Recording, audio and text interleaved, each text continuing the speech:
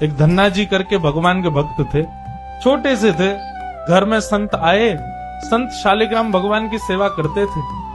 अब धन्ना जी बैठ करके देखते थे और देखते ही बड़े खुश होते थे। कभी दही से स्नान, दूध से स्नान, पंचामृत से स्नान, जल से स्नान, इत्र आदि लगा के, तिलक लगा के उनकी आरती पूजा, तुलसी अर्पण, ये सब देख करके धन्ना जी को बड़ा आनंद आता था। अब भले ही खेल के रूप में सही, धन्ना जी को बड़ा मन लगता था उससे।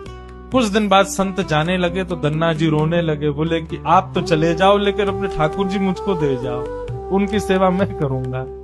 अब तो इतना रोए, इतना रोए, इतना रोए धन्ना जी कि संत का निकलना मुश्किल हो गया। तो संत ने क्या किया, रात्रि में धन्ना जी सोए, बाहर से काला काला एक पत्थर ले आए और उस पर ही इत्र आदि लगा के, उसको तिलक विलक लगा के, उसको सिंहासन पर बैठा दिया और अपने ठाकुर जी को नीचे बैठा दिया।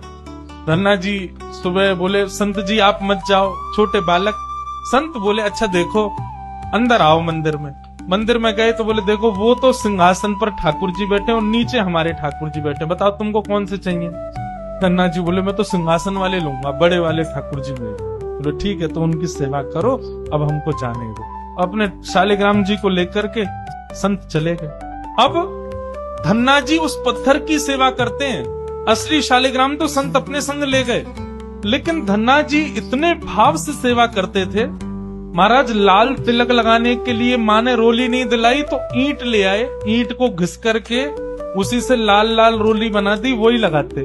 भोग धराने के लिए फल तोड़ लाते। मतलब सेवा की व्यवस्था नहीं होती थी तो धन्ना जी कैसे ना कैसे करके करते थे। छोटे से बालक हैं, खेल खेल में सेवा करते थे। में संत किसी और के घर में आए तो धन्ना जी वहां जाके अपनी सब सेवा बताते, मैं ऐसे ऐसे करता हूँ। संत बोले, भोग नहीं लगाते अपने ठाकुर जी का? बोले भोग? बोले तुमको भूख लगती है? बोले हाँ, ऐसे ठाकुर जी को भी भोग लगाना चाहिए ना। छोटे बालक को ऐसे ही समझा दिया।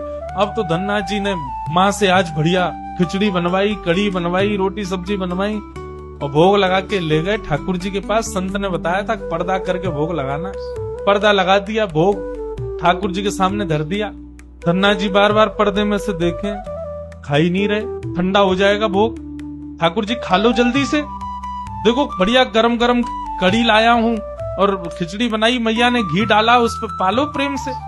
बहुत देर हो गई, ठाकुर जी नहीं पाए तो धन्ना जी वहीं लेट गए। बोले आप नहीं पाओगे तो मैं भी नहीं पाऊंगा, मैं भी भूखा ही रहूंगा फिर। अब इतना सहज सरल प्रेम धन्ना जी का, भूखे प्यासे धन्ना जी पड़े हैं नीचे, छोटा सा बालक है, ठाकुर जी से देखा नहीं गया।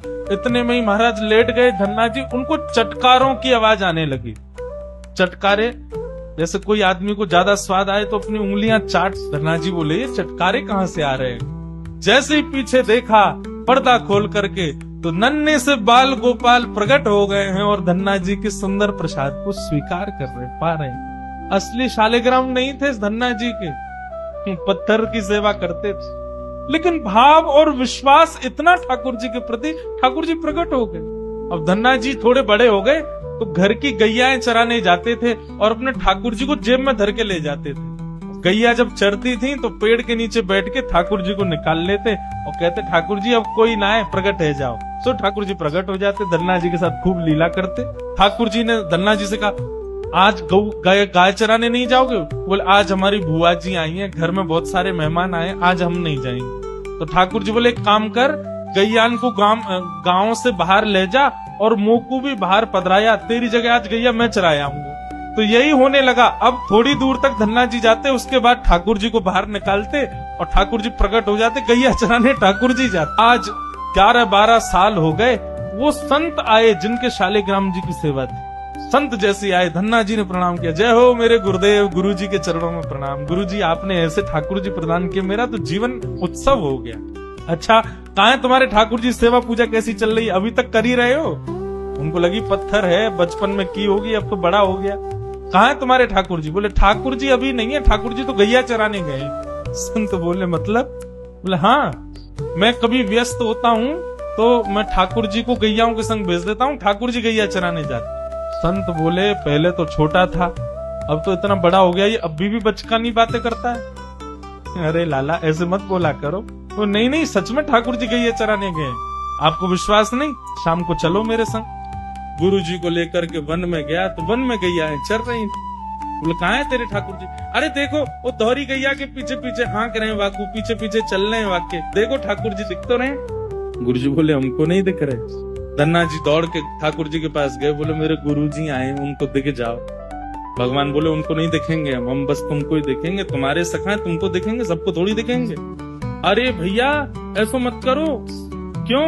बोले आपको और मोको एक दूसरे से मिलवावे वाले तो गुरुजी हैं। गुरुजी यदि मुझको नहीं देके जाते आपको तो आप मुझे कैसे मिलते? मेरे गुरुदेव हैं, इन्होंने ही तो मुझको दिया था आपको। ठाकुर जी रीझ गए, पुनः पुनः धन की भक्ति, ऐसा भाव। इतने में ही नील माधव नीलमणि ठाकुर जी प्रकट हो गए। दूर खड़े गुरुदेव के एक एक रोम बिलखने लगा, रोने लगे और धन्ना के चरणों में प्रणाम किया। बोले हम सच्चे शालिग्राम से प्रकट नहीं कर पाए, तूने सामान्य पत्थर से प्रकट कर दिया ठाकुर। हम अष्टयाम सेवा से प्रकट नहीं कर पाए और तूने सामान्य पत्थर घिस घिस के तिलक लगा के प्रकट कर दिया ठाकुर जी को। हम 56 भोग पधरा करके ठाकुर जी को प्रकट नहीं कर पाए, तू बेसर की रोटी खवा के ठाकुर जी को चटकारे दिलवा। हम यहाँ ठाकुर जी से प्रार्थना करते हैं कभी त्रिभंग लली से सीधे लली भी बन जाओ, ने पूरे दिन यूं ही खड़े रहो, दर्द है जातो को हाथ में ने हाथ सीधे कर लो। तू ठाकुर जी से गैया चरवा रहा है अपनी। धन्य है धन्ना तेरी भक्ति।